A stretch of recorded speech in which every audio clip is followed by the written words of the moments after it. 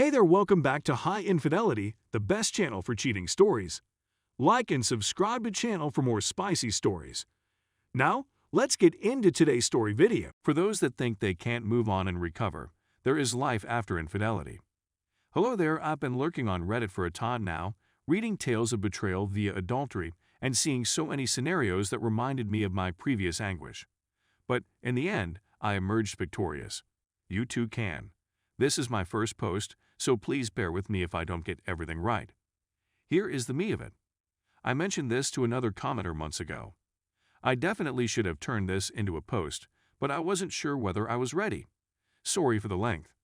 I used to be great friends with this girl. C is her first initial. We have known one other since we were children. Her and my families all knew one other and were close, the type of close that finishes each other's sentences. C and I were always there for each other. I helped her get through some crazy events. Her mother had a health crisis, but everything was okay, and she helped me go through a nasty breakup in high school. C and I felt an interest to one other when we were younger, but we never pursued it because we were terrified that something would go wrong and damage our relationship. Despite the fact that she was extraordinarily attractive, along with her mother and sisters, I kept things platonic, but I saw that several of her lovers looked a lot like me, and she would often argue with them about comparing me to them. I always felt guilty for these breakups, and after her latest one, I suggested that we spend more time apart so she could figure out what she wanted. The following day, she texted me and said she wanted to chat at her place. I became anxious since I didn't know what to anticipate. She sat me down in her living room and spilled the beans, that she was in love with me and wanted more than just friendship. I thought it was a prank at first, since it occurred on April Fool's Day. Can't make this stuff up. But then she kissed me, and I kept thinking how stupid I was for avoiding this opportunity with her. Little did I know. Everything was excellent with us. I felt like a monarch who had found his queen. Our family were overjoyed, and we were in full pre-wedding frenzy despite the fact that we had only just begun college. With a smile on his face, her father replied to me, "It's about time." I was perplexed as to what was taking so long. We accomplished everything as a team. We had many good and terrible moments, but we always faced them front on and never concealed anything from each other. Yup. She seemed to be the love of my life material, and she was continually telling me how she would love me forever. I was on cloud 9 until I learned in subsequent months that she and my younger cousin, male 18, had been spending a lot of time together lately. My cousin wasn't the most responsible guy in the world. His father abandoned him when he was 8 years old, but I always watched out for him and considered him a little brother. I saw he looked at my lady the way males look at any female thereafter and politely asked him what was up, and he would shyly answer nothing and go away. At the time, I didn't pay attention to it. C and I were sitting in my room watching a movie one night when she whispered, "Please don't ever leave me," in a mournful voice. I informed her it was never going to happen, but all she did was give me a sad grin. Things began to change after that. She got aloof and continued to withdraw from me. Even when we had, as much as we enjoyed it, it seemed to become a ritual to make me happy rather than to keep us happy. This lasted around 5 months. She was back to normal by Valentine's Day. All love, joy, and undivided attention. I'd even saved up enough money to buy her a diamond necklace. It had been a pleasant day, which made what transpired all the more painful. I had planned to propose to her that night, but I had neglected to get the ring from my hostel. After I sent her off, I returned to my vehicle and checked to see whether it was still there before driving away to my dorm, and it was, so I slipped it beneath the seat. I was about to walk back in to surprise her when I saw my cousin drive by and park right in front of her home. He didn't notice me since my automobile was in the shadows, but then he walked to the door, she opened it, and they started conversing. He continued to attempt to kiss her, and she politely declined, but soon they were in full make-out mode. She grabbed his hand in hers and led him inside, not even bothering to close the door completely. I was furious. I really began breathing heavily and quickly, as if I was about to pass out. I couldn't believe what I had just seen. My heart was urging me to pause before doing something stupid, but my head was encouraging me to keep going. I exited and rushed to the door, softly entering the home. I walked in and immediately heard her in the living room, moaning madly and him groaning. I was seeing red, but I kept my cool. I pulled out my phone, set record, and discreetly strolled to a corner of the living room, where I saw something I will never forget. Her jumping about on him like a banshee. I called out to her once I had enough evidence, and they both freaked out. She hopped off him, and they simply stared at me stunned. Then she burst into tears, exclaiming, "I can explain, please don't hate us." My cousin was pale because he knew I could easily beat him to death. However, I did not remain. I showed her the ring and informed her, "You threw this away," before leaving. I collected what I needed and simply went, while they rushed after me, changing their clothing and attempting to BS their way out of being caught. Then there was the bizarre text. "I'm sorry, but please speak to me. It's not what you think it is. You're not familiar with his backstory. It only occurred once. He was being a nice buddy. He was assisting me. And I couldn't tell you. Don't shatter us. We'll be okay. You're being childish and immature." It didn't even last long. Is my personal fave. Finally, she attempted to shift the responsibility onto me when I didn't reply, but that all fell apart when I exposed her. And the aftermath was a nuclear disaster. Her sisters, save for the youngest, attempted to blame me for everything and manipulate me into accepting her back, but I refused.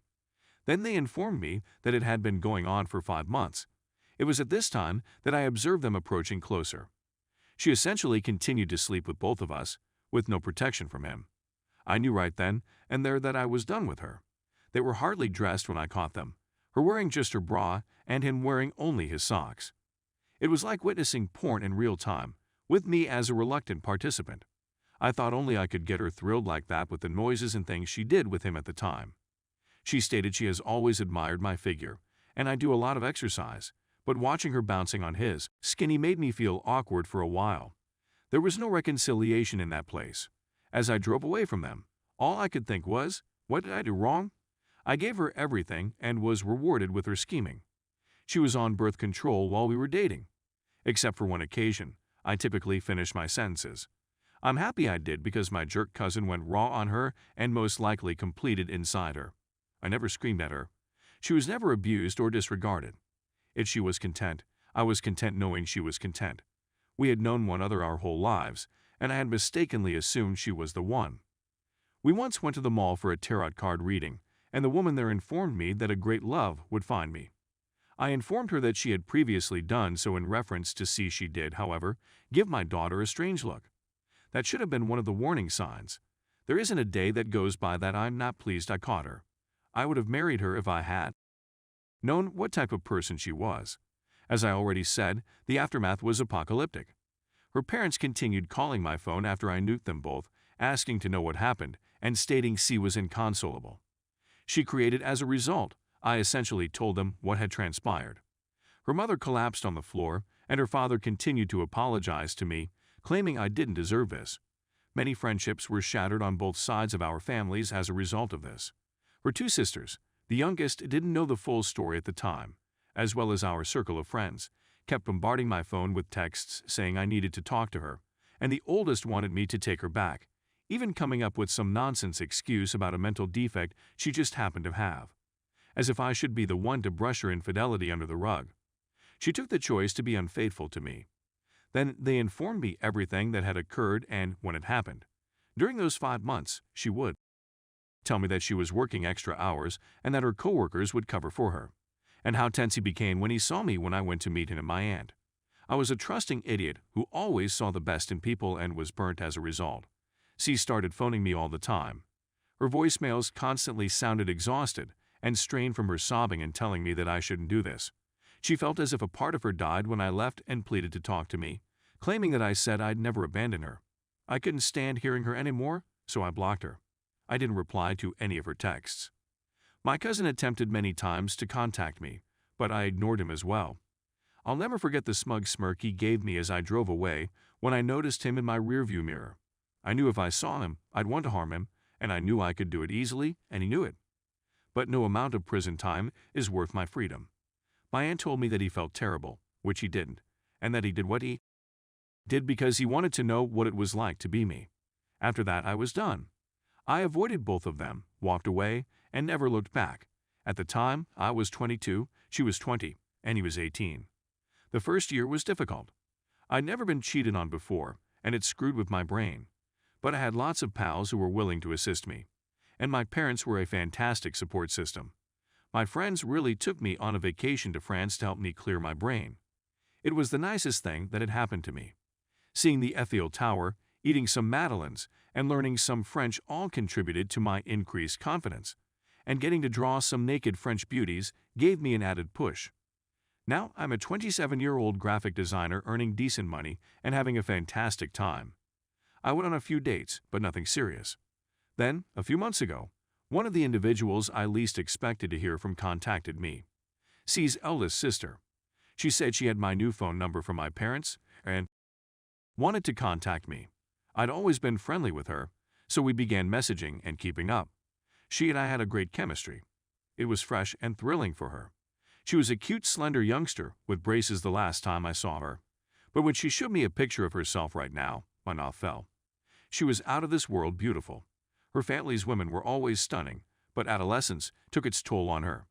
We recently met, and she embraced me so tightly that I couldn't bear to let her go. We began to spend a lot of time together, and she told me a little bit about what occurred after I left. C was apparently knocked pregnant that night by my cousin. They decided to try something for the baby, but he cheated on her, and she cheated on him again. Things took a turn for the worst for them when she placed the baby up for adoption. C then relocated to Los Angeles. I have no idea or care what happened to my cousin. Had said that she never forgiven her sister for hurting me and that she used to fantasize about me and her playing home. She developed a crush on me and told me that she was constantly thinking about me and that I was the ideal person that her sister didn't deserve. I told her I liked her and would want to start dating her if she was interested. So that's where I'm at the moment. I've got a nice career, a wonderful life, and I'm falling in love again. And I'm content. I've learned a lot from my experiences and would want to contribute my thoughts when I see new articles, to demonstrate that there is life after infidelity, to remind individuals that it is never too late to begin over, and, maybe most importantly, never settle for second best. It worked for me, and it may work for others as well. Again, I apologize for the delay. If you're still here, thank you for listening. Stay tuned for the next part.